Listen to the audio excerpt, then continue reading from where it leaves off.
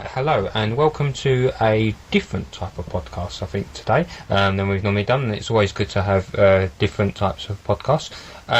Well, first of all, this is the first one I have with another guest. Yes, it's not just me today. Chelsea, would you like to introduce yourself to... Hello, hello, YouTube and SoundCloud. various platforms. Yeah, various platforms. Anywhere else we can flog it to. Yes, I am Chelsea. I am Ben's sister. I am 20 years old, and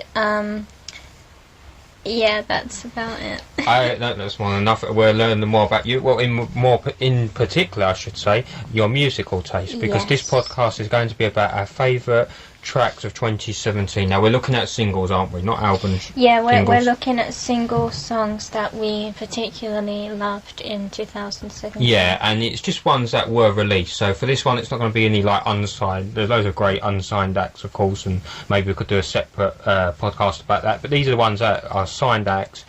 You're probably quite familiar with some, maybe many of them. I think so. Yeah. I know certainly mine will, but yeah, it depends. But yeah, anyway, so these are the hits that, for us, made 2017 musically. Now, we had a bit of a funny thing, didn't we, where some of our selections we realised after were not actually in 2017. Yeah, they weren't released in 2017, which was a shame because I loved them in 2017. Yeah, exactly. I didn't know them before then. I think that's where I went when I associated them with 2017 because that's where I really got into the sort of song. It. Yeah, I mean, my actual original winner turned out to be, it was the end of 2016, so I couldn't include it. Yeah, it was December, so I could see why I looked back and thought that was 2017. We could mention the ones that didn't quite make it first, maybe, and go from there. We're not really going to order them like from 1 to 10, are we? We've picked 10 each. No, mine aren't. No, because I haven't done that. They're just all qualifying for us as being great tracks of 2017. Do you have any sort of honourable mentions that were close but didn't quite make it? Yeah, I have some that I'm mourning for now. They just didn't quite get there. They didn't quite get there.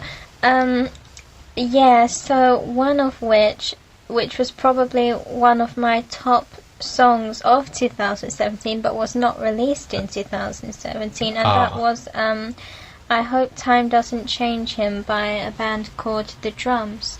Oh, I know The Drums. I have not heard this song. I do know. Yes, so this is a song by them which just came up when I was browsing Spotify, and I thought I need some new music, I'll give it a listen, and I really relate to it. I had a little look on Wikipedia or whatever it was, and it's just basically about when you love someone and you can just they saved you, you know, which obviously increases your love for them, but then you can feel them drifting away from you basically, and you're scared to ask what's happening, you're scared that they are going away from you. So I like that sort of complexity for a song. I really liked it too. And what type of what sort of genre of music would you put The Drums in? What type? Honestly, with this particular song, I would put it as a kind of a poppy song, bit alternative. It's upbeat, but you know the subject matter is very bittersweet. Yeah, that's a very interesting subject matter. So how come they didn't quite make it? Was they were close? Yes, I believe they were close. I shall check it up what the release date was. Yeah, the 31st of December 2016. No, it was 2014. So okay, a couple of years. 3 years, unfortunately. But was it 2017 where you discovered it, though? Yes, I see. Was, yes. Yeah. So perhaps only a few months. Yeah, perhaps for another one we could do the songs. It might be interesting to do the songs that actually we listened to in 2017 that weren't necessarily from 2017. Like you may have developed a particular thing for like Radio Gaga, for example, which obviously didn't come out in 2017. Definitely No, so that can happen sometimes, can't it? You find yourself a particular song, whether it's because of its meaning or its song type or whatever. But no, for this one, it's the ones that did come out in 2017. Well, I'll give you my near miss, and this near miss was going to be my winner before I realised it did not come out in 2017. It's my favourite song to come out in ages in the mainstream charts. And I'm just getting up my notes now to make sure. This would have been my winner. It's called I Can Feel It Coming, and it was by The Weeknd featuring yes. Daft Punk. Do you know, I mean, can you guess why I think it's so good? Do you know the song quite well? I know the song, but I can't guess your specific reasons. Right, I just think it's a good song. Yeah, the song itself I think is very good. But so you got the music is great because it's Daft Punk influence. The video, I don't know, have you ever seen the video on YouTube? The video. Yeah. Yeah. It's excellent because they've Briefly. created a lovely nostalgic retro vibe to it.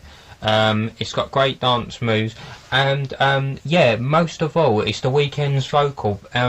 As many people commented, it sounds so much like Michael Jackson. It's uncanny. True. Yeah, obviously Michael Jackson was Michael Jackson. No one's going to sound exactly the same, but he does a very, very close vocal. But either way, it's a very, very strong and a very great song, very catchy. So that would have been my winner until I realised it didn't come out in 2017. So never mind. Well, I think The Weeknd is a nice singer, so he's good, yeah. I think what he has put out this year, or not this year, rather last year, and whenever that came out, was definitely worthwhile. Definitely, yeah. That's my favourite song in a long time, I must admit. Okay then, well, have you got any more honourable mentions? Well, there was, I believe there was one, but I'm not sure that I can find it now. So I would say, for me, it was the drums one that I really loved the most, but it wasn't meant to be. No, that's good. I'll have to have a bit more of a listen to some of the drums. They're a band I know of, and I hear sometimes on, I don't know, maybe SXFM or one of the radio stations. Yeah. But I don't know a lot about, so I'd like to know a bit more about. But that's certainly a good pick. Now I'm just setting up a number in order just to make sure that we equally do a song each, and then we should end up in a good idea. 10 if it's going as it should. Hopefully. Yeah, and one other quick honourable mention. Now, I picked Guilty by Paloma Faith from her Architect album. Favourites. Yeah, this very, very, very, very almost made it. I thought that whole album was really good, and it slightly seemed to bring the tide towards Paloma Faith not being quite so underrated. This time she seemed to be getting a bit more recognition for it. Again, it had a great music video which acts as a sort of sequel to the first one, Cry Baby. Another song that I really liked, but I'll say that doesn't mean Paloma Faith isn't appearing on the actual list. She might well be. Yeah. That's good. Okay, let's go with your first actual pick now for the list. Sure. I just wanted to say regarding Paloma Faith. Yeah, I think she's also a lovely singer. I really like 90% of the stuff she puts out. Yeah. I think she's beautiful, and her aesthetic has always appealed to me. Yeah. It can be quite bright or it can be quite dark, and yeah, I really feel that she's definitely talented. She's got a unique voice, hasn't she? Yeah, she has. But it's very soulful. I think she's really good, actually. Yeah, many people count her as underrated, and it's understandable. She's had a lot of success, but they just feel, because of her quality as a performer, she should be even higher up. But absolutely, she did eventually finally get that Brit Award, didn't she? Not too long ago. Which is that was a long time coming. Fantastic, yeah, because she definitely deserves the accolade. Definitely. Okay, yeah. So, what would be your first pick for favourite song of 2017? Okay, so my first pick was actually what inspired this whole idea, why I wanted to do this. Oh yeah, give credit where it's true. I forgot to say this was Chelsea's idea, by the way. So. Yes, and I have to give credit to another YouTuber, Mike, an actor, whose video Top 10 Songs of 2017 is where I discovered some nice music, and I discovered a few songs from his list, but only one has really stuck to me, and I've been playing on repeat since I discovered it, and that was a song called Faded Heart by Bournes. I don't know if you know them. I don't know is that a band or is that a single singer? I think it's a band. I mean, I only see one singer, but... Oh. Okay. Yeah, and... what type of music was it? It's very upbeat, poppy song, and it just has this really happy, cheery feel to it. It makes you just... it makes you feel energized and it makes you feel cheerful. Oh. And I mean, I'm sure you'll agree when I say that 2017, a bit like 2016, was quite a trash year in some respects. In terms of music, or not in terms terms of music. I think of we had music. some quite good music. Music is the saviour here. But in other things, other things generally in the world, in showbiz, in other areas, for example. Yeah. Yes, and so it's good to have something so upbeat like that, and it has such a retro feel to it as well. Like, there are some songs where you just listen to it and it makes you think of old songs, and I always like that hit of nostalgia, and this one definitely does that for me. It's like I can't place what it reminds me of, but it probably reminds me of an amalgamation of different genres and different decades and whichever singers inspired him and influenced him. So yeah, that's why my favourite part. I'll certainly have to give that one a listen. I'm not familiar with the singer or the song. Maybe some of you listening are, but it makes you want to sort of listen to it yourself, and that's what's good we're getting this. We're both perhaps get some songs we could listen to that we didn't actually hear. Definitely. That's the idea. Okay, so that's your first pick. Now, I'm probably gone a bit more mainstream stroke. If you haven't heard this at least 9 billion times in 2017 and probably into 2018, I'll be very, very surprised. It's Havana. I think you knew this was going to be. I was thinking by about Camila Cabello featuring Young Thug. Yeah. Now, I mean, so I've not listened to any other music yet, and I've not listened to anything else on her album. They predicted big things, but I think she's going to be probably she's going to be a big success in 2018, I'm sure. Be interesting to see what she follows up with. She's certainly got a voice. I mean, don't get me wrong, it's obvious the song is so catchy. Of course. I like the video as well, I like that. But yeah, the song is very, very catchy. It's how to make a catchy sort of hook that you'll remember and you can't help but sing along, or whatever you want to describe it as. It is very, very good, but she's got the voice there. If you listen, she layers out some interesting vocals. I think she's probably pretty talented vocal-wise, and I did kind of think, this is actually just take it as a good pop song. It's just a really good pop song. A good pop song. Young Thug does his bit as well. You do. Yeah, I think the rapping is fine. It's not, but no, it's not. It's certainly doesn't do anything bad towards a track. It works. So yeah.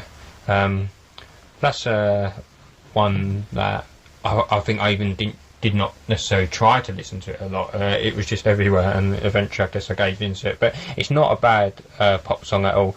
It might be one that could, for some people, may get too quick to be overplayed, and they might find it annoying. A bit overplayed. It's going to be one of those ones that a lot of people, I don't know, might start karaokeing and that, and some people may find overkill on it, but I think just remembering it as a good song, I think it does what it does well, and it'd be interesting to see what she comes up with next. Really. I agree. I think Camila has a lot of potential in her, and I agree. It is a great song, and I mean, it's been the praise she's gotten for it has been well deserved. Yeah, in my definitely. opinion.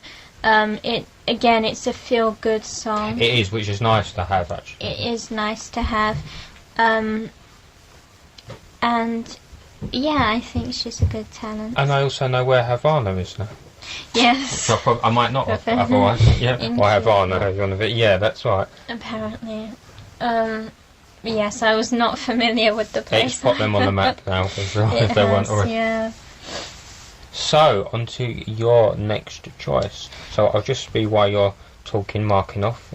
You're on your second one. Now, with this one, I was having a little research to see the meaning behind it, because I had a feeling there was an interesting backstory to it, and I'm glad I did, because there is. Okay. So my pick is the song Tyler by Lisbon. Okay. Sound familiar? It sounds familiar in that I've heard both artist and title, but I've not yet listened to it. Okay.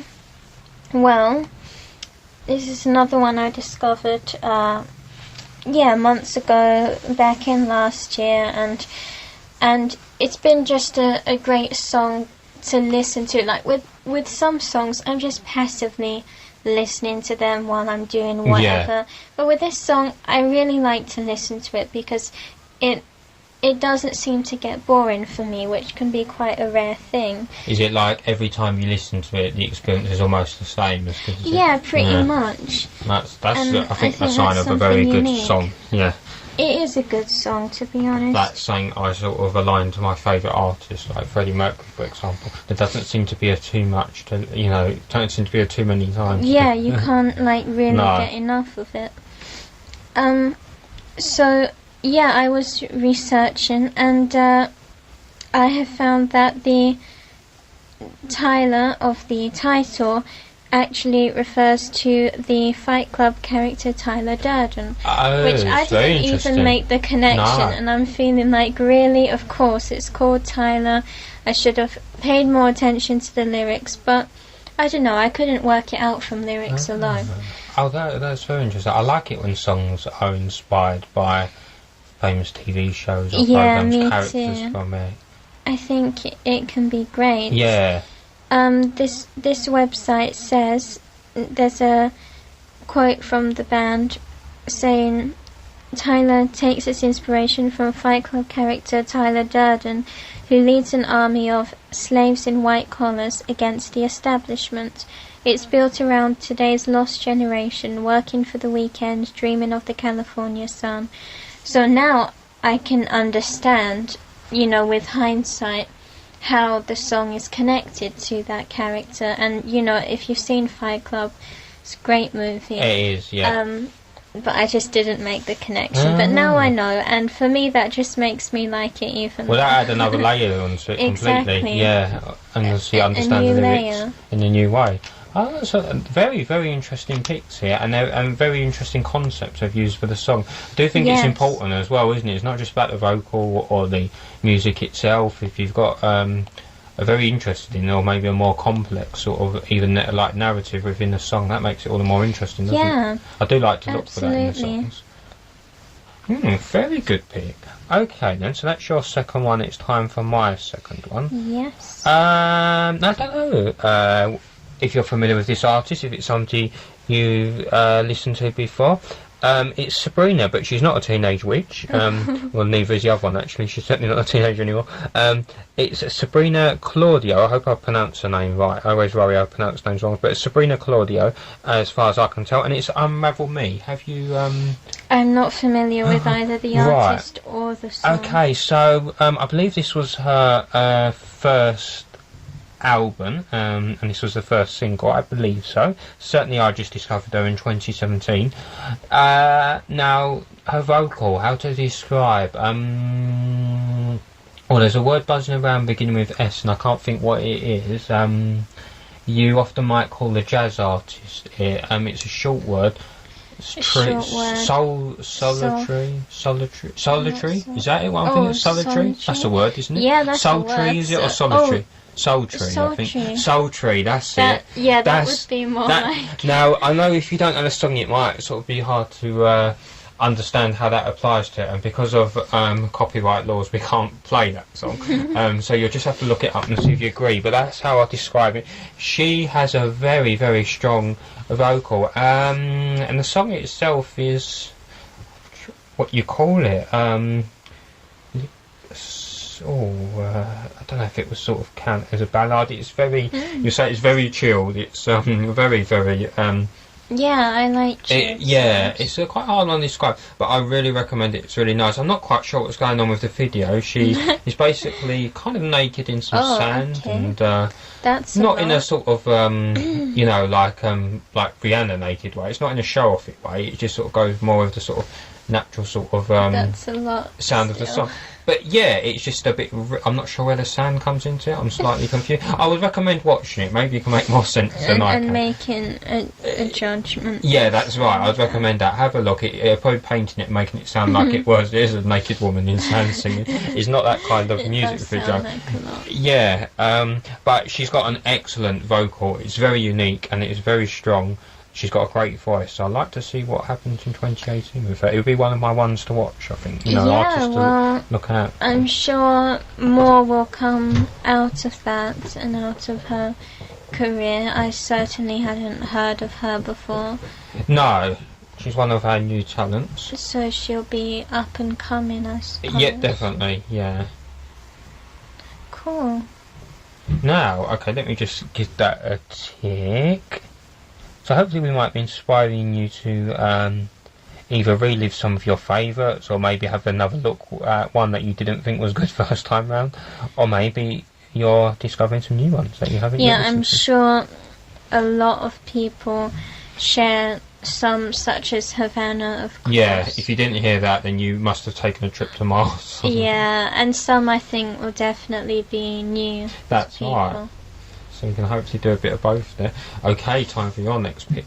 Okay, now this one, you know, some songs grow on you. They don't really impress you at first. Listen, no. Yeah, this was one of those for me. I kept it around because I must have realised, okay, there was something in this, but it didn't really start to impress upon me until after I'd given it a few listens. And that is the song Persephone by The Tragic Thrills. Okay. Another band that I discovered in 2017. Oh, so you discovered some new bands, which is always good. Yes, exactly, because I've chosen all different people so far. Yeah. And I really like this song. I couldn't find any backstory to it, unfortunately, because I feel that there should be, but I couldn't find anything yet. Maybe the artists want to leave it to the listener to decide. Perhaps, yeah. But it would be good if something could come out of it, because, well, first of all, the title attracted me because, if you know, the story of Persephone in Greek mythology. Oh, of course. I was trying to think if that relates to Greek mythology. Oh, yeah, right, that's okay. what I know attracted to me. Some, yeah. First of all, she was, I'm not too learned on it, but she was kidnapped by, I believe it was Hades, god of the underworld. Right. Her mother was devastated, and there was bargaining about, who she would stay with, her mother on Earth or her husband / rapist / kidnapper, Hades. Yeah, in Greek mythology it always is. And so it was decided that she would be with her mother on Earth for 6 months of every year, and down with Hades in the underworld for the other 6 months of the year. In the 6 months that she is on Earth, everything will bloom and blossom and be bright. But in the 6 months that she is in the underworld, everything will be nothing will grow, it will be barren, and that's meant to be why we have the seasons. The 6 months on Earth representing spring, summer, and the 6 months in the underworld representing autumn, winter. So, yeah, so that's what attracted me to the song. But I just think it's a good song, to be honest. It strikes me as a sad song about, the lyrics suggest it's about a man in love with Persephone. Whether it's meant to represent an actual man or Hades, I don't know, because I can't tell by the lyrics alone, but it's yeah, it seems to be that she broke his heart. So yeah, I really like this song. And what sort of type of song is it? Is it? I would say again, Virgin on alternative and maybe a bit of rock. I'm never too good with genres. No, to be honest. well, some are hard to define, and sometimes that's a good thing. Yeah, the stuff I listen to, I always find it difficult to define, but I kind of know if they're mainstream pop. I can identify that. Well, everything else is a you bit can go by the chords. If it's in the famous chords that almost every mainstream stream pop song is. Yeah, you can usually tell. Yeah. Okay, that was a very interesting choice there. Certainly, as you say, I'd be interested to know a bit more about what the song... Yes, I would like what the artist did originally intend as a song. But that's very interesting. Not even on their Wikipedia page. No, I couldn't find a Wikipedia for that particular song. Oh, okay, then fair enough. You have to write one. I'll leave it to my imagination. Sometimes that's good, yeah. Works for Bohemian Rhapsody after all. Right. Okay, so you have now done... 3. Yep, that's I don't know why I put 121. We're not quite there yet. I pressed 1 instead of 3. Right, now for my third one, I'm not doing in these, actually I will do them in order, but otherwise I might do the same one twice or something. Yeah. Right, this is by P explanation mark NK, because that's how she apparently spells her name. I was spelling it wrong for ages. It's not PINK. Right. Okay, and so Pink, Pink was difficult because she put 2 absolute great songs. They may or may not both appear on this list. I'll go with one that does. Beautiful Trauma. Have you listened to Beautiful Trauma? The title sounds familiar, but to be honest, I don't think I've heard it all the way through. Well, Beautiful Trauma is also the name of this album, where it comes from. Yeah. The music video got a lot of people liking it because it stars Channing Tatum. Different to how you normally see him, if that's the best way to put it. He was very game and a good, he's a good actor, but he also shows he can dance as well. Okay. It's very good. It's a very, very good little video. I can't remember who it was directed by. I think it was somebody quite acclaimed, but it was good anyway. Pink never does typical music videos. She's not interested. She never does typical songs. They're all more usually about positive, empowering messages. And as a person, how to put it? I find a lot of favour with her, if that's the best way to put it. I really admire her. Now, but all that would lose, I think, if her vocal wasn't good. But I think her vocal, as usual, is very, very good. She sounds really good in Beautiful Trauma. It's got a really good sort of hook to it. The song's great, and the words, the lyrics are sort of very interesting. And what would you say? I've read a few suggestions about what it's about, and I'm not sure if I've actually heard Pink's actual interpretation. But it seems to be along, and especially if you go by the video, along the lines of sort of the roles that perceived by a couple, and how they could perhaps change. That seems to be one theme from it. Especially if you watch the video, you'll sort of see that come through quite clearly. But yeah, I think it's very, very good, and that was probably one of the songs I listened to most in 2017. I really, really liked it. Yeah, I do feel Pink had quite a big year last year. She keeps reinventing herself as well, but in a positive way. That's one of her strengths, and I think 2017 was the year. Was it her speech at the Brit Awards? Was it the Brit Awards or another? What was that? Well, it was the American one, wasn't it? Yeah, was it the Grammys? I think, the Grammys. Giving some empowering words for all those listening in response to something her daughter said. Actually, it was a good, a nice speech. But good old Pink. I'm sure I don't know if she'll be releasing anything in 2018. She might have a little break, but I'm sure she'll reinvent herself again and have another great album. But I noticed she did do a lot last year. She did tours and lots of live performances at award shows. Yeah. I was more familiar with What About Us. I really like that one as well. Yeah, definitely was. Yeah.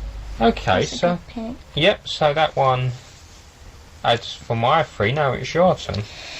My 4th pick is, I better not mess up the artist's name because I've been for worried a about doing that while for I someone. have been, pronouncing it wrong. I'm really going to try this time. So the song is called Tonya Harding. It was released very recently, but still in 2017, so like December, and it's by Sufjan Stevens. Wow, that is I hard to hope pronounce. that was correct. I don't know the artist. I don't know if it was awesome, but I'm sure it was. Okay, well,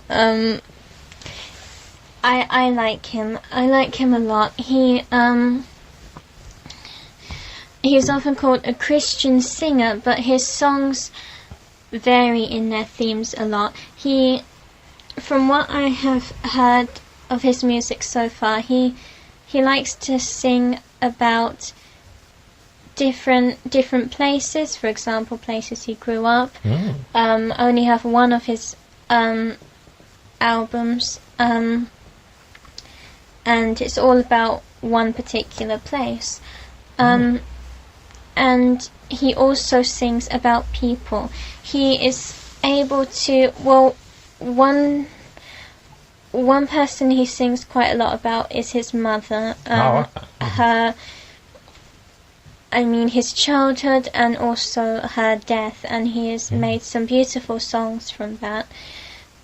But he also is able to sing about more polarizing people. For example, he did a song about a serial killer, and he somehow managed to make it sympathetic. Wow. So so that's what first drew me to him, hearing that song, and it's still one of my favorite songs, John Wayne Gacy song. And I think it's incredible how he does that. He really has a talent for songwriting. Yeah. And he's done it again with Tonya Harding. Now, I didn't know the story of Tonya Harding before I heard the song. Obviously, I researched it afterwards, but I don't know if you are familiar with it. I'm not, no. Okay, well, basically, from what I read, she was a professional ice skater in the United States, and she fell into scandal. She was a competitive ice skater, and basically her husband and I think security guard, they beat up her opponent before big competition so that she would be incapacitated. Tonya would win, and it's been unclear ever since if Tonya had involvement, whether she knew about what was going to happen, whether she asked for it to happen, things like that. And this story has come to light again recently because they're making a movie about her called I, Tonya.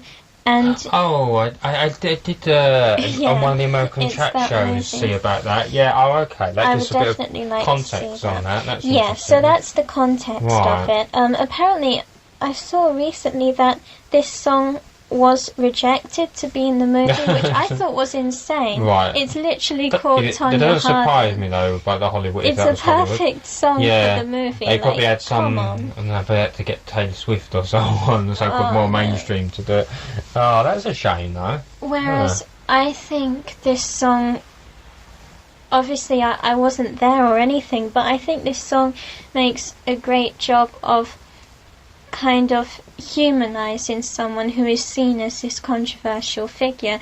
I mean, in the song, like, he calls her a shining American star, an American princess, but he also throws in lines like, so you're not above cheating, so he's also not excusing what he said of her, but he's just kind of bringing it all together in this song. So yeah, I really like that song. Again, a really interesting concept for a song. I like the idea of songs about actual real people, because a lot of about fictional characters.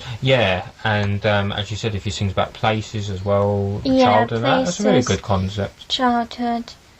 I think he seems like a sympathetic person and a very intelligent person. That's what comes across in his music. Certainly a really interesting sounding artist. Yeah. Is he American or is he? Where is You he, know what? I'm famous? not sure No, because his name is quite unusual. Yeah, because I just wonder because I do find America have a diverse range of music. Not so, even in their charts a bit more than we do. American, so I take that vaguely back. wondered. But also, in like the indie charts, I know, and there's some more diverse acts and that. But Yeah, definitely. it sounds very, very interesting. Yeah. And see, when that film comes out, maybe I wonder if some people might look up this song as well. It might, even if it's not going to be direct to use, it might sort of. People might find a connection. Yeah, because to me the two are connected. Yeah. You know, she's having a movie and a song made about her, so. Yeah, Okay. very intrigued. Definitely. My next pick, let's just make sure we mark off yours. So you've done 3. I've this done is your 4, 4th one. yeah. That's off. Suddenly 4 because you should be 1 ahead because you started. Yeah. There we go. We're almost halfway now. So my next one after Beautiful Trauma by Pink is Want You Back by Haim. Yes, Now, Haim. we're in a bit of a short supply of girl bands in the mainstream charts, and this time around I think most of my picks, quite unusually for me actually, are more mainstream that made it big into the charts. I think it's just because for me it was quite a good year in the charts. I did listen to more chart music in 2017 than I normally do. Not that I never, don't listen to any, but I just felt there was some strong... there was a good sound. I think there's still a slight little problem of, there seems to be let's make it as similar as we can to the current flavour of the month, rather than as different as we can. But unlike other decades, but still, I think there was enough variety to keep it interesting. So yeah, Want You Back by Haim, because apart from Little Mix, there's not another girl band regularly make it into the charts that I'm really liking at the moment, and this is just very Haim. If you don't know Haim, they are a girl band, but they're Are they American? I believe they are. Yeah, their style is so it's not typically what you might call poppy. I'm trying to think how to describe it to. They feel very 80s maybe with it, and so retro. Yeah, very sort of I can't think of the words aren't coming to me today to describe them. It's a good chance most listeners, a lot of listeners will know Haim. Yeah, they seem quite popular. Yeah, their songs are catchy. The girls all have very strong vocals. It really is about the music. They play their instruments. It is but definitely about the music. They're not overproduced. It's raw. That's a good way to describe them. Quite raw for pop. That's definitely a good thing to have. Yeah, I think they're really good. I think I did read where their name Haim come from. I think it's based on the names or something. It's quite unusual. Yeah, something like that. Rhymes with time. I don't know why, but yeah. It doesn't sound massively different from their other songs, but I think it's their sound that's working at the moment, if you know what I mean. And they're really good harmonising on their songs as well. So yeah, I always like a bit of Haim, and they had a good year in 2017, I thought, as well. Yeah, with groups, it's definitely important for each member to be as strong as the other. Yeah. We didn't used to have that, but I think we have that now. No, in this sort of 90s era, when you had like the typical, often the case but not always, where it was like the big acts like S Club and the 90s pop and the Steps, it was usually only like a couple of them that could sing and the others were just making up the numbers. There were weak links. Yeah, that's right. There's a interesting thing that I'll save for another podcast. It'd be a bit of a tangent to go off onto, but some of the S Club members who I didn't think were that strong, I later found out had strong voices. Yeah, that's and the ones who I did think were better ones. Yeah, but, just down to a few experiences I had last year. It's just how the band is managed, really. The decisions that are made are not always their decisions. Yeah. So. Yeah, definitely. Right, so I shall mark that as off 4 sorted. And what is your number 5? Halfway now. Okay, so going away from the the people who I only discovered last year. Oh yeah. I'm gonna go back to an old favourite, Neon Trees. Ah. My loves, obviously. But their 2017 single, Feel Good. Because, I mean, it just does exactly what the title says. It's a feel-good song. And again, that was really needed. It was great to see them looking happy and healthy. And, you know, because they've been quite quiet in recent months, but they've started touring again, so that's all great to me as quite a long time fan of theirs. I mean, I haven't been there since the beginning by any means, but I have loved them for quite a few years now. And this song, Neon Trees always managed to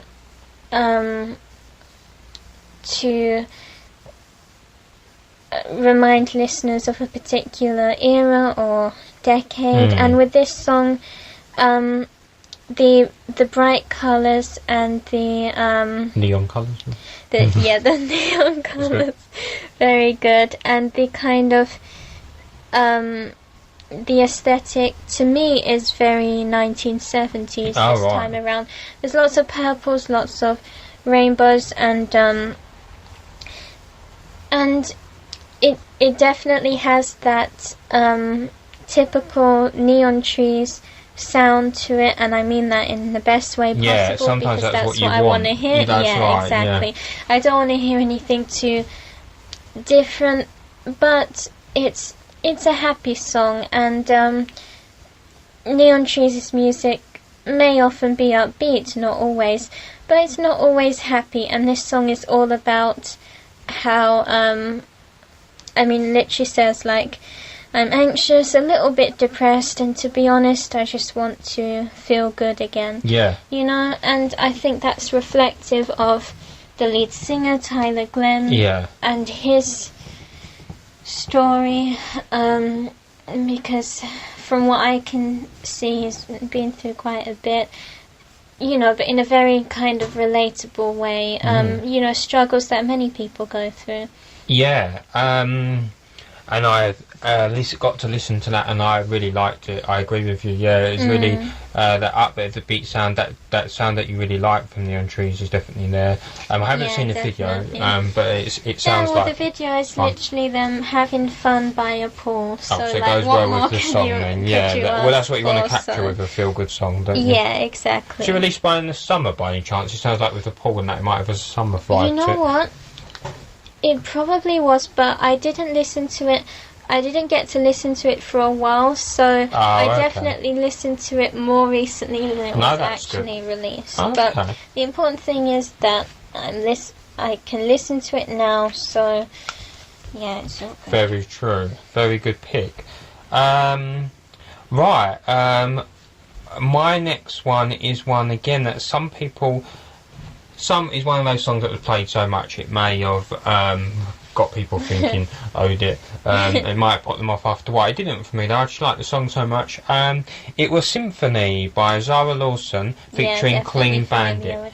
Yeah, I like Clean Bandit. They're good. And I like Zara Lawson. I sort of don't stand either to, you know, as being a favourite or hating her. Just like, yeah, I'm sure she's good. I've not like got any of her albums or anything, but I'm sure she can sing. And this is just the first one of hers that really captured my ears, if you like, a little bit more. Just because it has a nice, she's a really nice song. It has a nice little tune to it. It has a nice vocal from Zara, and obviously a Clean Bandit.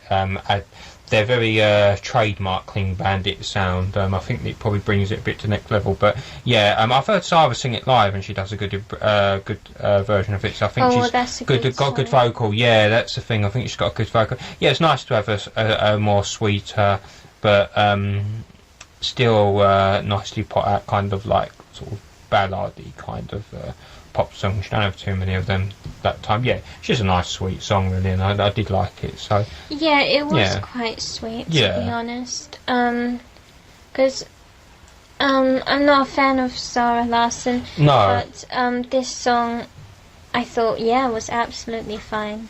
Yeah, definitely. Just again has the problem of being overplayed. It was such a on the big radio. hit. I think Kiss were playing it That's every always second at one point. happens. They didn't wait for the first time to finish before they played it. Exactly. Yeah. But you don't That's go a to Kiss for shame. variety of music anyway. What So, a shame.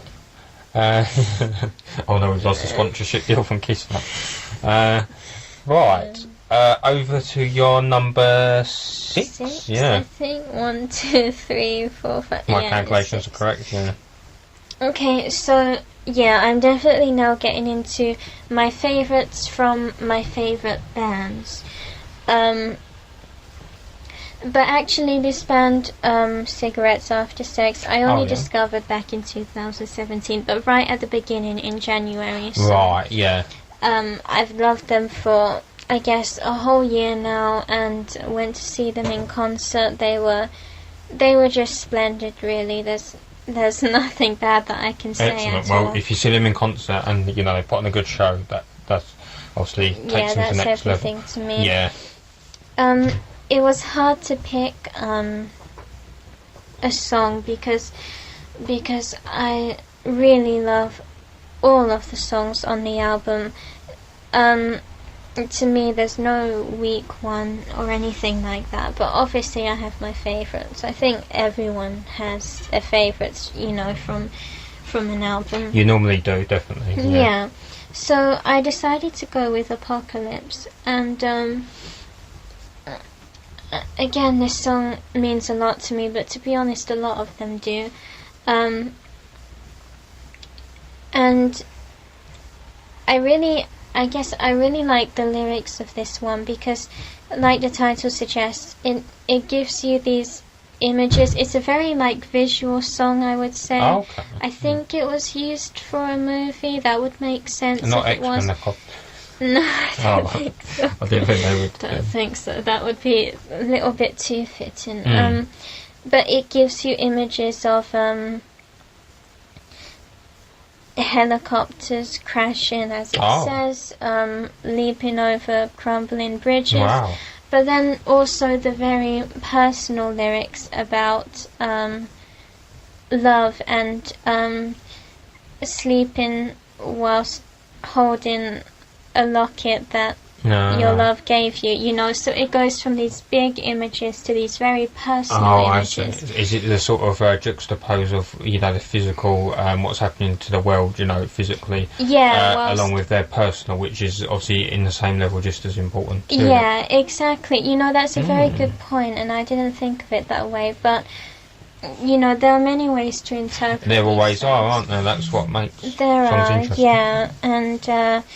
Yeah, and I had the pleasure of hearing it performed live as well. No, that's really good. And really for anyone who doesn't know the band, how would you can you describe the type of song, or is it another tricky one to describe? Yeah, again, I find it tricky. I mean, I guess, what did they... I think Google had an answer for I think when we looked on Wikipedia, there was a good description. Sometimes it can be quite good helpful for describing bands. You might not think...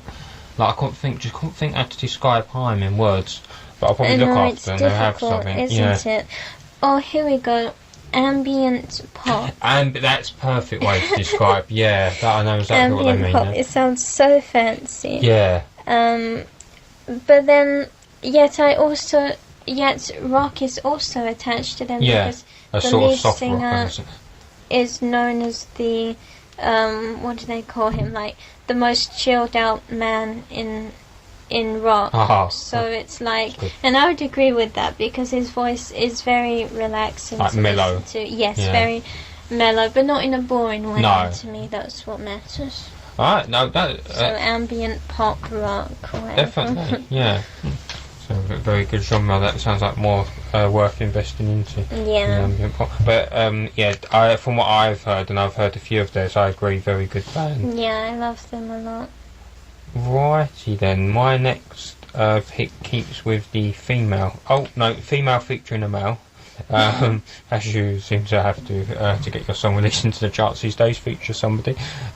This is Little Mix featuring Stormzy. Power, yeah. Now, I just thought Power, again, do you know what it is? It's got the feel-good vibe again, hasn't it? The lyrics were supposed to be empowering. Yeah, it's one of those feel-good empowering songs. And as usual, Little Mix's vocal is strong, you know, as they can actually sing, which really does help. It's definitely a strong song. Yeah, it's catchy. I don't know if some people maybe found it too overplayed on the radio again, but when they're this popular, they're going to be, and when there's Little Mix are going to be, they are the most popular girl band in the pretty much in the world, I would say.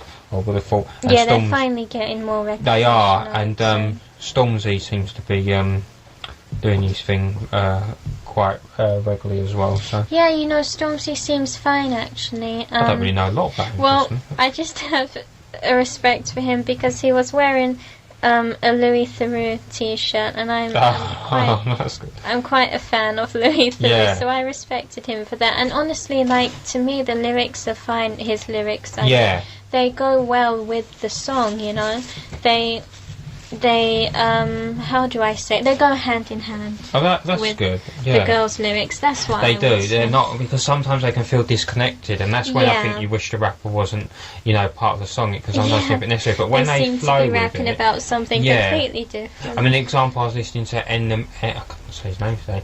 Eminem and Ed Sheeran's collab, and I felt wasn't unexpected. Yeah, it was unexpected, but I felt they went well together. I think it can work well sometimes. But it depends. Yeah, sometimes they pulled it off, sometimes not. But yeah, I agree. In that case, they did. So that is my number 6 now. Little Mix. Yeah, they're certainly one of X Factor's more stronger successes. They're just like a ray of sunshine, really. Like, when you need it, you know, you can listen to their songs, and all their singles have been good. It's cheerful and quite meaningful as well. Yeah, that's right. Yeah, perhaps would contain a bit more meaningful context and a bit more empowering than some typical pop songs by girl bands, and indeed in general, probably. Yeah, so I would agree with that. Good pick. Okay, who is your number 7 now, isn't it? Is it 7 already? Yeah, that 7. went quick.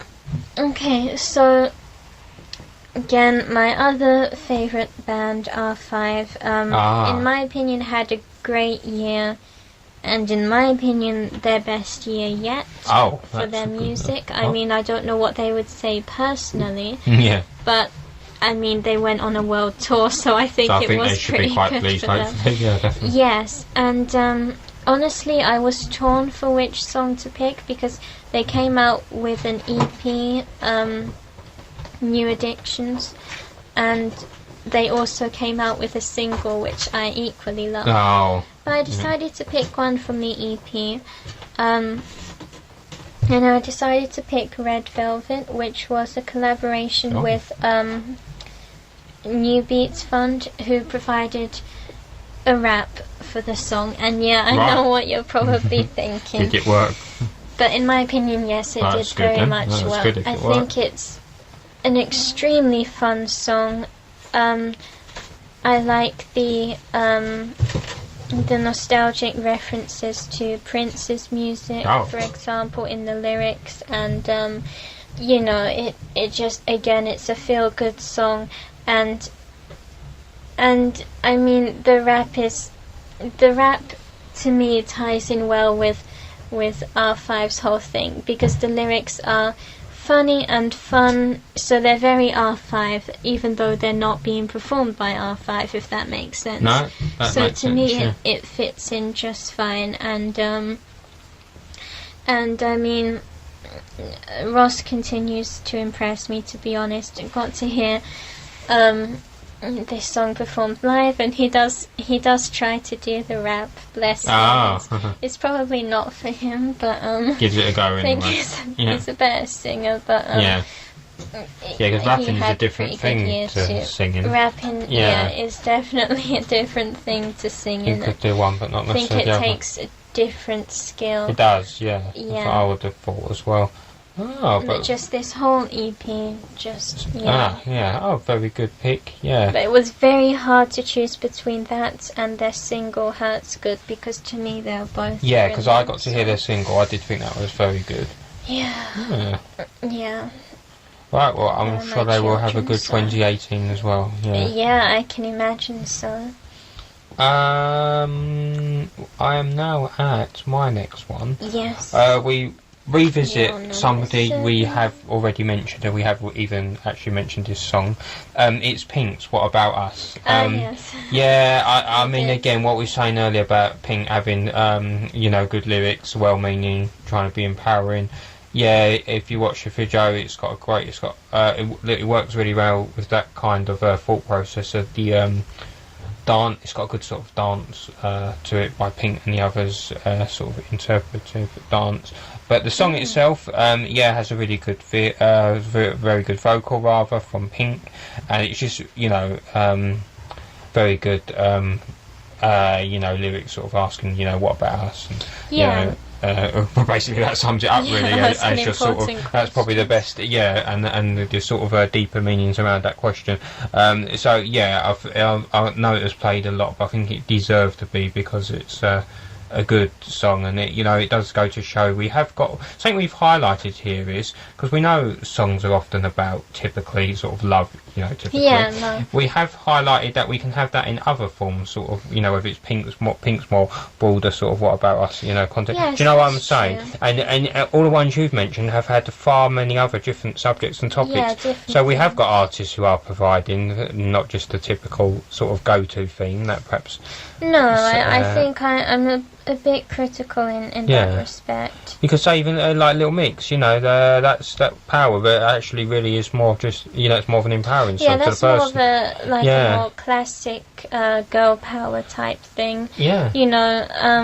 That was kind of started by the Spice Girls, and probably before that as well. Yeah. But.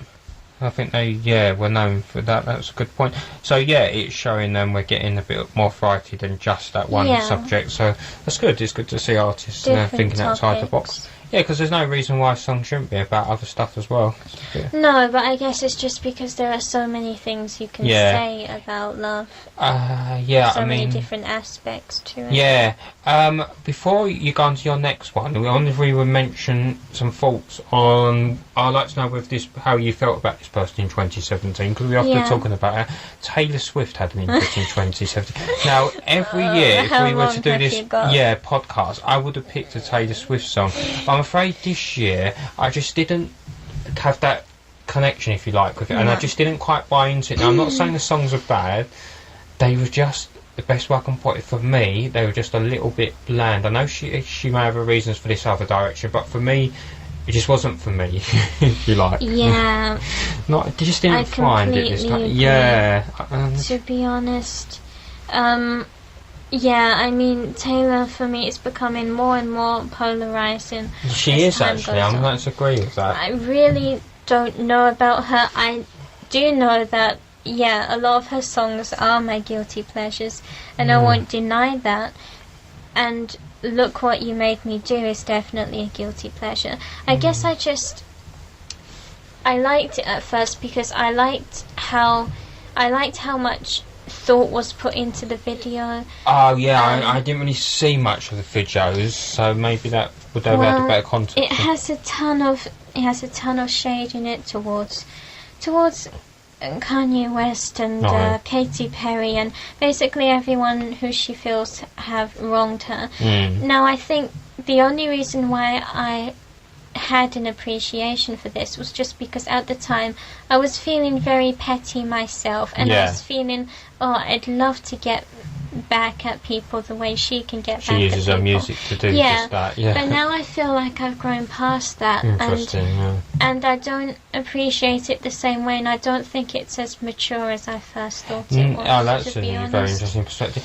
I'm sure some of the lyrics might be alright, and I'm not sure, but I just found the actual music itself by Taylor's normal standard a bit bland with it. I mean, and just like the other stuff that's been out there before, whereas before what she did was the opposite. She was coming up with something different. 1989, that's probably my favourite pop album ever. I guess it was always going to be hard to match that one. I don't know. I'd be interested to see what she does next. You know.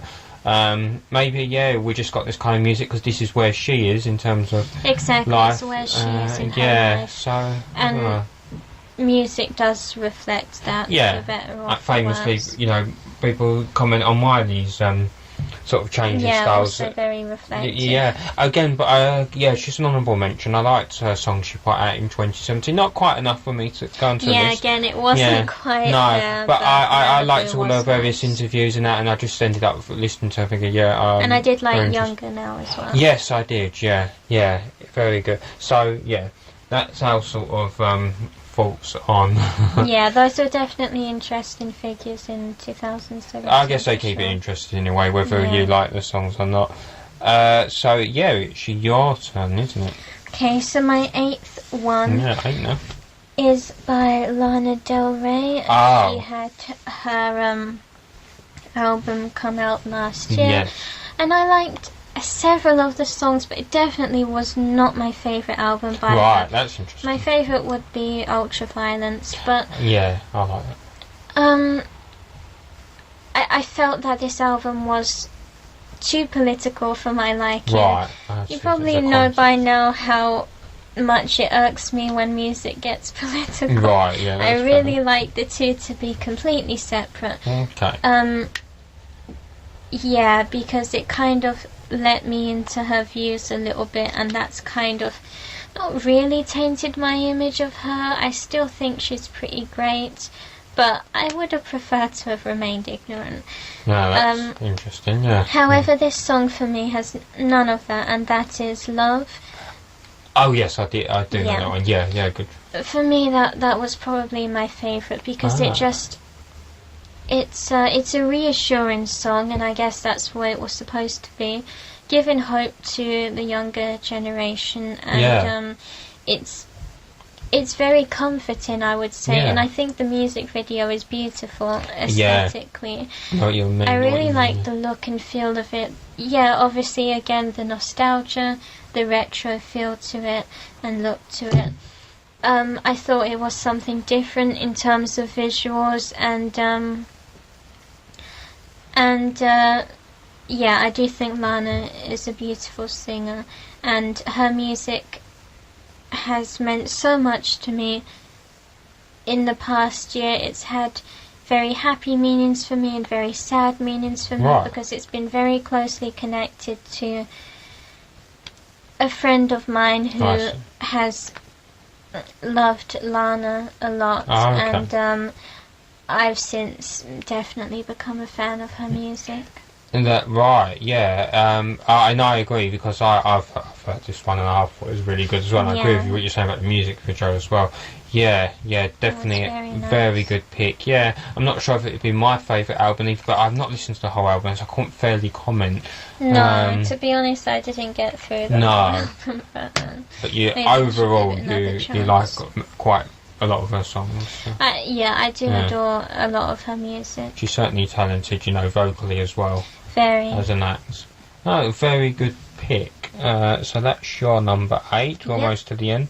Right, now we go from...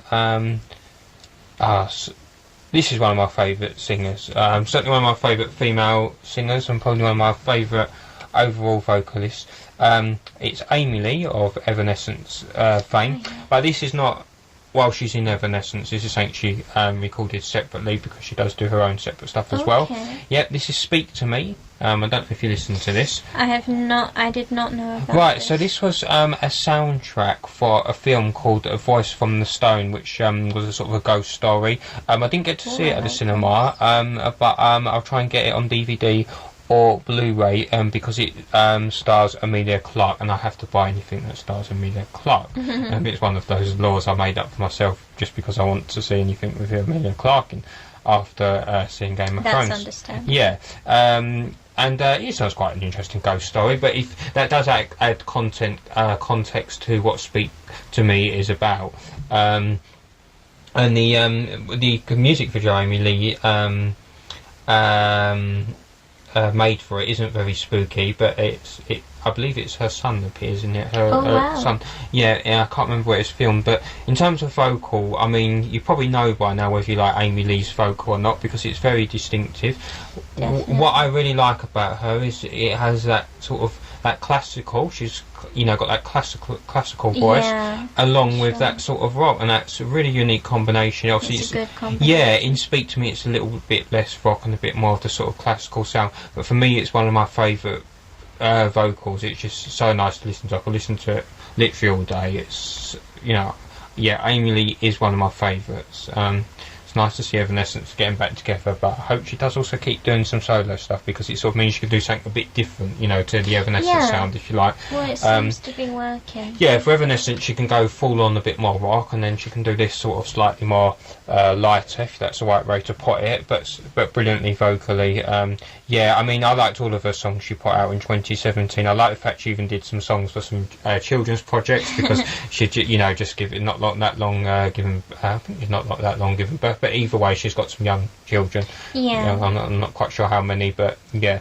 It was nice. Even that was so much better than the average children's song, if you know what I mean, because Amy Lee was singing them. So yeah, she's really, really talented. I know she is hugely popular. But I hope she continues, and I'm sure she will do. And yes, every time I watch EastEnders, I do now just think Amy Lee's in it, because Whitney's morphing even more to her. Yeah, so there's a positive for EastEnders. It makes you think of Amy Lee. Yeah, that's true. But it is good that Shona McGarty can, fun enough, sing. So who knows if they could do a duet one day, and it would be very confusing. But I'd rather Amy Lee, to be honest. Oh, she's definitely my favourite. She is a talent, to say the least. And I can see why her music would be used for a ghost movie. Yeah, she's a good pick, isn't she? Yeah. I think I'm having a producer said he had Amy Lee in mind. Yeah, because you're right. She can do that. She could be good at doing that sort of haunting sound. Haunting. Yeah, that's why. Classical music tends to lend the well to sort of haunting sound. It does. And she's got that lovely classical voice. It really is such a nice vocal. Yeah. So I can't fault anything about her. Yeah, she's great. Very, very talented. That's high praise. Definitely, she really is one of my favourites. Yeah, it's always hard to pick favourite singers, but since I first heard her songs, I think I first got into Evanescence in 2003. Yeah, definitely liked her. Yeah, what is that song? Is it is there one called Wake Me Up? Yeah, Wake Me Up Inside. Oh man, see, there were so many memes and vines about that, and that is, I can't get that out of my head. No. It's just the meme culture. See, when they made these songs, they would have had no idea that they would become memes. A bit like the various SpongeBob memes. The current Knuckles one is getting everywhere and all. Yeah, but I love that. Yeah, who would have known that that would happen? But that's meme culture. But like, I think there's one where Goofy, from Disney, is singing. Oh no! Is singing "Wake Me Up." That's the one that I can't get out. I've not seen that one. I'll have a look at those. I missed fine, but yeah, that's another. Someone should do some songs about memes. Maybe that should be the future for 2018, and then that would become a meme, and then it'd be a paradox. I will not put it past 2018. No. This year's been weird enough so far. And it's only just begun. Oh no! Now Please, it's time I'm done with it for your penultimate choice. Yes, indeed. I was going to say 9th, but that's a much better word to use. You're a bit posh today. Yeah. Now, coincidentally, it's another Camila Cabello song. But it's not Havana, because we've done that one. Right, okay. We're taking care of that one. Yeah. It's I Have Questions. I've not heard this one. So what kind of song is it? Is it a faster one like Havana, or is it a bit more? So it's one that's full of pain, shall we say? Oh right, that's okay. That's so why quite I a sort like of strained vocal. I mean it's. You mean the lyrics more? Yeah, I mean in the content of the song. It's very sad. It's just the lyrics to me are very strong, and and like again, I feel I can relate strongly to them. It's basically she has questions for whoever hurt her in the past. In the song, she asks them, why don't you care? Why don't you care? She says, I wish I'd never trusted you. You weren't there. And just, a lot of these very raw things to me. I like how it's not overly dressed up. It's just these raw questions that you just want answered. Like, why don't you care? I'm definitely going to listen why to this. Why weren't you there for me? Right. Yeah. So I'm a big fan of her so far, and that sounds, it does sound very interesting theme. What sort of music has it got with it? Is it sort of a... Oh, good question. I don't remember. Yeah, sort of more of a perhaps a bit, how to put it, minimalistic. I mean, it's definitely a slower song, right? Yeah. And I just think that her vocals put it across just fine. I don't remember much in the background, to be honest. I could be wrong, but more of a stripped back, like not too low. It might be, yeah. It's hard for me to remember those things because I more remember lyrics when they stick in my mind. Yeah, it's just there are some songs that like you can just so closely relate to that it's almost scary how accurate it is, but I like that. Yeah. It makes me feel very connected to the almost song. Like they're sort of soundtracking. Exactly, your own experiences. Yeah, but that's for obviously the more broader appeal of some songs. It is, how they can do that. Yeah, because I feel like Taylor Swift used to do that. That's what she was known for. That's a good being point. Relatable. Now I feel with this new album, not so much. No, because who can relate to Look What You Made? Yeah, that's a good point. Almost like she's... These things haven't happened to us. We don't know these celebrities. Like, not like she's trying to necessarily distance herself, maybe that a bit, but like she's on another level of wanting a better way to put it, and we can't relate. We can't really reach that anymore. No. Whereas this is just a young girl, like Taylor once was. Like Tears on My Guitar days, I think, could relate more to. It was more innocent times. Yeah. Oh, that right. I'm definitely be listening to that, and because I want to listen to more of the music. So. Yeah, that's what I thought this would be good for. We get to hear about some music we didn't definitely. hear about. Someone else who had an interesting project, but I couldn't remember if it was 2016 or 2017. It just came to me was Alicia Keys put out some what they call like more visual experiences. So she did like extended sort of like a movie based around her songs. It was a really good way to sort of promote her songs. I thought it was a really interesting concept. Yeah, but I can't now remember if it was 2016 or 2017. Oh, no. So for that reason, and it didn't quite make it to the list. I just didn't quite think about them until after, but I know I was impressed. I did think it was a really interesting thing to do. And what reminded me was because somebody else put out what they called a visual experience. I think they did that more because they made quite a thing of interesting videos, and that was somebody else who had a very good 2017, Fergie. Of course, I'm talking about the pop star one, not the actual Duchess. To me, this is I still don't know the real Duchess. I favour this Fergie personally, if I had to choose between the two. Now, Fergie, well, I like. What can you say? What can I say? Yeah. Like, I mean, obviously she had the Black Eyed Peas days, she did that very well. Stacey Ferguson, let's give her a real name. And she's also, her first album, Duchess, had some good songs in it. I like Clumsy, I like that song, that's really like cute. I just like Fergalicious, like, Fergalicious. just go all out and that's just a fun song. Listen to. Yeah. They were some good songs, catchy songs there. But then with Double Dutchess, 2017's album, I think this was good because she could sing. Now, I sometimes read a criticism for Fergie that she didn't have the range to pull off big songs. And I disagreed with that because there was a song she did for the Poseidon adventure film where she sung the theme tune, which was called Won't Let You Fall, I do believe. And I thought, yeah, well, she can sing here. but I think this album proves it in a number of songs. There's some really sort of good videos, including a very animated one with plasticine type characters. That was a very I like that one. I've forgotten the title of that one. That was a very interesting concept for a song, and it was gory in the plasticine kind of way. That makes sense, yeah. So that was, I see why she called it a visual experience.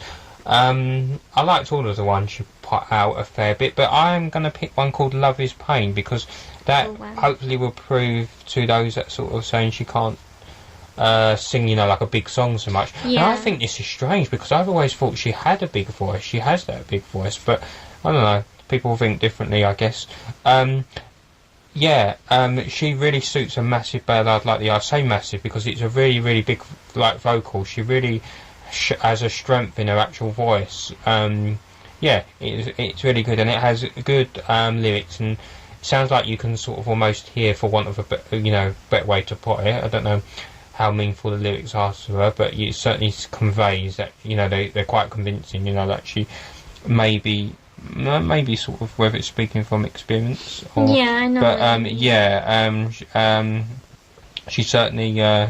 you certainly feel it, if that's the best way to put it. An interesting video. Yeah, I was really impressed. I just really liked it. So I guess I put it as my ballad for the year. If you want a big ballad, that was one that's really, really good. That would be it. It's good to see it. I don't know how well it did, but I think it certainly captured a lot of views on YouTube, I noticed. It sounds a little bit like Sinead O'Connor almost type voice, but with the own Fergie sort of stamp on it. Very sort of empowering song, you could say, as well. Sounds to it. Well, I do like Fergie, so she's quite likeable, isn't she, Fergie? If you know what I mean. Yeah, she is. But I'd always thought of her as a more fun. That's what singer. She has been good at. So that's what, and that was good. Don't get me wrong. She has that almost sort of a reggae style in her more hip sound in her more hip hop songs, which I really like that tone. But she shows she can do something else as well. So I didn't actually doubt that she could sing, because I'd seen like acoustic performances. Yeah, well, remember Big Girls Don't Cry? That was a nice. Yeah, that's true. I was just surprised. I liked that one. Yeah, people didn't seem to. Not everyone. It's just but that then when she came out with, what was it, MILF Money? Yeah, I was not my favourite. Okay, but one day your child is gonna pop onto YouTube and they're gonna see their mother pouring milk over herself. Is that really what you want? And the funny thing is, I believe that was the first one of this album, and I thought, really, is this the direction? So I was almost the same album. Yeah, I was not looking forward to it, and then she she did something where she kept releasing them over the next couple of days, and then like really next to each other, and then suddenly I was like, okay, these are getting better with every single one. They keep peaking. Yeah, because if that had been, I'm glad that was the starter. First single, that would not have enticed me to keep going with it, to be honest. Like, it wasn't, for me, it wasn't the fun type of Fergie song. No, I agree. It was just too overtly sexual for me. It was a bit, yeah. And not in a tongue-in-cheek way like the others. Well, I know it was supposed to be, but it just didn't really... It just made me uncomfortable. And it had Nicki Minaj, didn't it? But she's not... never a good sign for me. She's not my favourite. And I think she has her fans. Starred like Kim Kardashian. Yeah, and that's all very nice. Sort of Fergie might be friends with them and like, would you like to start my video? And they're like, yeah, but that doesn't really interest me, I'm afraid. Please. No. Do what you did towards the later side of the album, Fergie, and you. I will really enjoy more of your music. Well, I mean, she's proved herself in your opinion. That's right. She can sing well live as well, I've noticed, which is always good. I just like to point that out because it's a good thing. You seen the video where she sings whilst doing forward flips or cartwools, whatever you want to call them? Yes, I like to point that to some artists who say they mime because they're dancing at the same time. But the problem is it didn't sound good though. That's what people pointed out. That is a problem. Do the cartwheel or whatever separately, it's called. But I guess it just shows it is some possible. Well, I always saw Beyonce. One thing about Beyonce, I remember she sometimes sung it upside down and it sounds surprisingly impressive. So I think it can be done. But yeah, maybe, I mean, Fergie, you don't a bit much have to sort of do that. You know, just I think it's the vocal we want to see at the end of the day. We go to a circus if you want to see But that did make me gymnastics. laugh, though. Yeah, So. I guess she was just trying to give it a roll. She seems like the kind of Yeah. person who would do that. Yeah, Very nice. good old Fergie. Yeah. Oh dear, I'm afraid you're now on your last one. I am indeed. Now this one was a last minute pick because, as we mentioned at the start, certain ones could not be chosen because they were not from the specific year. However, although, I mean, to me this one, I suppose maybe it was overplayed a bit, but I guess for good reason, like the others, and that is, of course, Harry Styles' Sign of the Times. Oh, that's so interesting. I almost picked this, because I was surprised. It was a direction I wasn't expecting. He sort of more rock influenced music, but I liked it.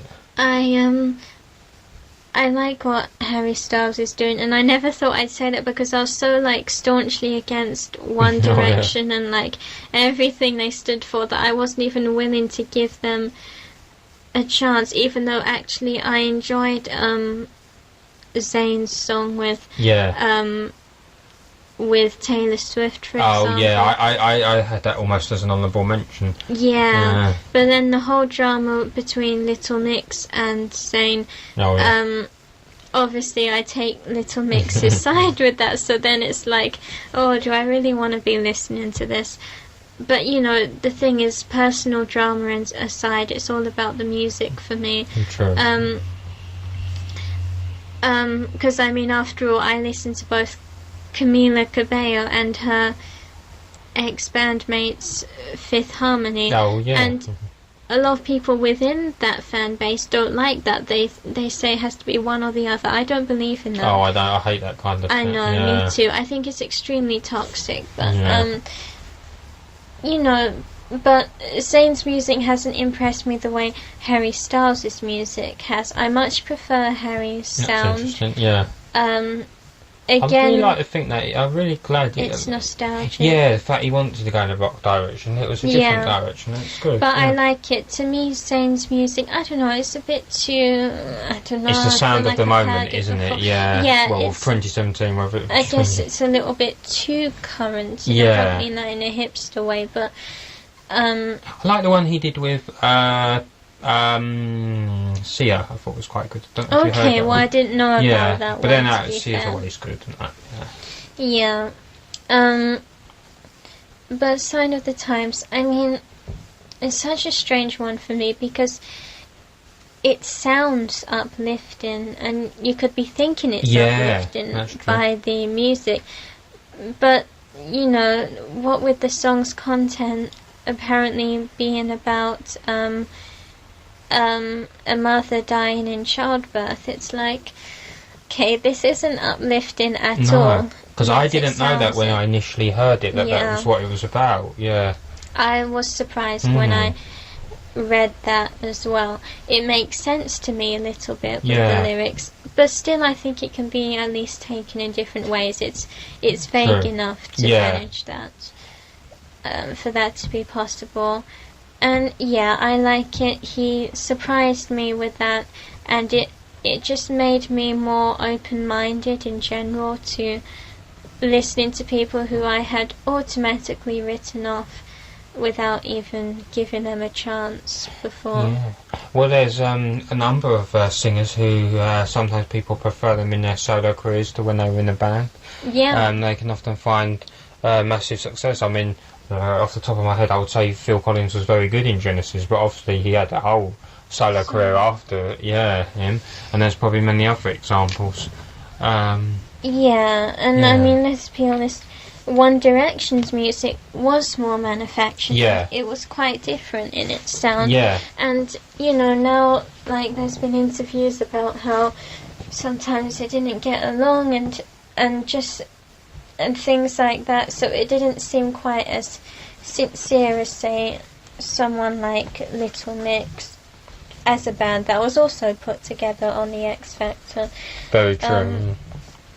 But at least from that, you know, they've been able to have individual success, and I think what the others have been doing has been alright as well. Yeah. But I would say Harry Styles impressed me the most. Yeah, I like that. Out of them. No, I agree, and yeah, Sign of the Times. It's a good song. It's a good vocal. Like, it's sort of one of those songs that gradually builds. Yeah, nice rock infused track, really. Yeah, certainly be interesting to see what he comes up with next. Will he change direction into a different sound, or stick to the one direction for want of a better phrase? No, I didn't see that coming.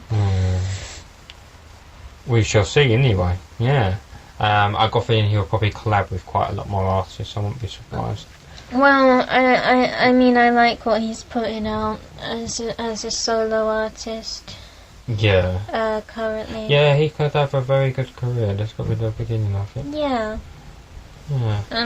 I'm glad, you know, that I gave people more. Yeah, so that could be something you could take away from 2017. Exactly. Yeah. Yeah. Definitely.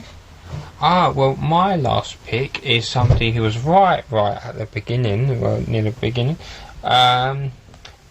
It's Paloma Faith, back with Cry Baby. Yes. Now, I really like Guilty, and I almost picked that, but I just picked Cry Baby. It's got a catchy hook, and it was probably a good one for her to release to sort of, you know, capture that pop market and say, look, listen to me, I'm making good pop music, and why am I underrated? It's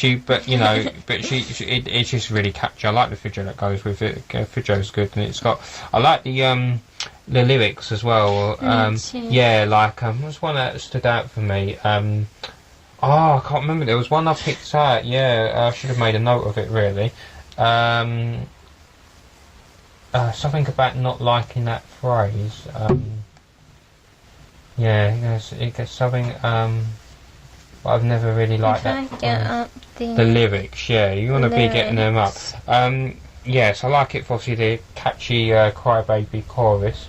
Yeah, Paloma Faith, as we said, her vocals very good. Yes, we've got the lyrics here. Yeah. And yeah, so it's okay to be a little broken and beat, but I'm alright with that. It's very positive because it's saying, you know, it's okay to not, you know, be feeling perfect. Yeah, exactly. I like songs like that. So, there have been a few songs with that theme, and I find it kind of, I guess, reassuring. Yeah, I know what you're saying. Or maybe it was on the first. With me relaxing. You call it weak, baby, you're just unique. Come out of the back, never hold it back. Where's it gone? I've never liked that phrase. That's a bit that stuck in my mind and I can't see it. No, it's gone. I don't know what's that. Oh, that's it, yeah. Spare those whiskey dreams. Don't have to man up. The phrase kind of sucks. I don't know why I should like that line. Because that's sort of, I always thought that's a bad phrase, man up, because it's sort of saying that, it's like, you know, showing your emotions is a negative thing when it's not. I've always had a problem with that kind of thing. And it also implies, by using the word man, it also implies it's should strictly only be a manly thing, which is, you know what I mean? So I'm glad I mean, I don't take it too seriously when it's no, it's more of a general phrase, isn't it? Yeah, that's fine. But however, I think when it's explicitly said, like, man up, stop crying, blah, blah, blah, I definitely think there are issues with that. And obviously what Paloma's saying, it's okay to, you know... exactly. She's saying show your emotions and just, sort of go for it as the sort of video shows. So, yeah, I like that. I thought that was a really good song. Paloma Faith remains... very good still, remains probably still underrated by what she deserves, but a little less underrated now, maybe. Gradually she's getting less and less underrated. She's certainly got enough fans, though, she's doing really well. So. Yeah, I mean, I just think that there are different types of fame, you know. There are, yeah. Like, it's just an odd thing. Like, take R5 just as a random example. They don't get radio play. No. They don't get much mention in media, and yet they do sold out shows and have millions of fans, and one of their music videos recently reached, I think, 400 million views. Oh, that's good. So I'm like, this is so strange the way that it works. Well, you could, really is. you really can say things like that. It makes a lot of sense, because it's a bit like you could say with Amy Lee. I could mention Amy Lee to I could probably pick 10 people randomly on the street. There's a good chance they might not know who Amy Lee is. We know who Amy Lee is here. And if you look at her videos and of Evanescence, they get millions of worldwide views. You're talking like, easily often like 50, 60 million. They're quite a worldwide band. But So many it's people so won't know them. strange. Yeah, and they might not make all the lists of like great vocals lists of all time, whereas of course I think Amy Lee should. It's just one of those things, it's like in different circles they're more known, but the circles are so big, they have got that's the massive thing. But you're right, I think it's also because of the sort of structure now is so different. There is more different types of things. So you've got things like YouTube and that, some of the YouTubers we follow, they song after song, they get loads of hits, they're doing really well. Yeah. But so many people might not know them in the street because they're they've got That's what I high felt. YouTube fame, but maybe not they're not released anything into charts. So some people only get their music from radio, for example. That's still quite a widely used medium for music. Or they might only get what they hear on Spotify. Where some people might be the opposite, they never listen to mainstream radio, so they might only know what they hear on YouTube or Spotify or whichever other platform. So It's so strange to me. I just have to be stretch. honest. I was in the same place for too long. Yeah. I felt my bones getting stuck. Right. Okay. So that was really good. There's many songs I've took away from yours that I'll certainly listen. I'm really interested about the same concept here. of many of what the songs were based on, what they were written about. There were lots of interesting concepts. Very interesting. And it was really good to see that so many people are writing about so many different topics and themes and in different styles, and hopefully that inspired many other people to have a listen to these bands if they don't yet know them. And we also had some of the some of the ones, they were probably quite mainstream as well, but they were They'll be good to revisit. That's it, right, so I think that will be the end for this podcast. I'm sure we'll do some more very soon. Do you have any closing words? 2017 was trash, but the music wasn't quite so trash, so that made up for it in some parts. Yeah, and I would definitely say, hopefully, this time next year we'll be doing one for 2018, and hopefully we'll have, at least as good amount of songs, as good songs that we've managed to pick in 2017. Maybe there'll be even more, who knows. It'd be interesting to see if any of the same acts appear again. Yes, that's true. Or will we have lots of new ones by then? Lots of new ones, I think. And it'll also be interesting to see what Taylor Swift's current next phase will be. Who knows? She might have gone back to country and singing with the guitar. Stranger things have happened. You never know. Okay, well, we will hopefully hear from you again soon.